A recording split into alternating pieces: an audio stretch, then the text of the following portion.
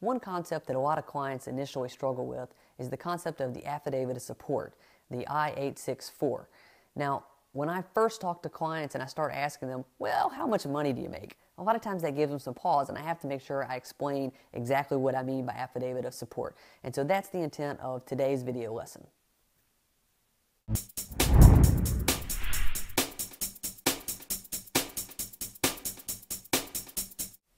Now, when I'm talking about the Affidavit of Support, the Form I-864, you most frequently see it in conjunction with adjustment of status or with consular processing. And what it is the government's way of making sure that it's not letting someone in on an immigrant visa that is going to end up being a public charge or going on government benefits. And so it requires that the spouse, in most cases, or the family member that is petitioning on behalf of the immigrant, promises to sponsor that individual and make sure that they stay above a certain poverty level. Now, there is a calculation that you can use to figure out exactly what that poverty level is based on the I-864P and the number of dependents that live in that individual's household. The scope of exactly how you calculate everything is a little beyond this video, but it is a necessary requirement for things like spousal adjustment of statuses to get green card.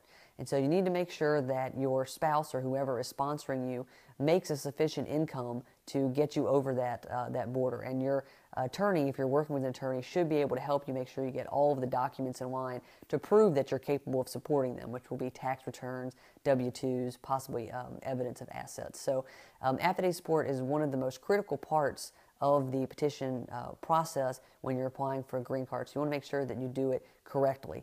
But again, I want to always explain this up front to my clients because we're not just trying to find out, how much you make so we know how much we can charge you. We really are doing you a favor to see whether or not this is going to be an issue, because there's lots of ways you can work around it, such as using alternative assets or even alternative sponsors. Maybe your employer or another family member can pitch in and offer to help that sponsorship obligation as well.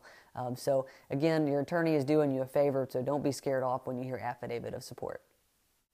If you found this helpful to your understanding of immigration law, please let me know in the comments. Or if there are any topics that you'd like me to explore or questions you'd like me to answer, please let me know there.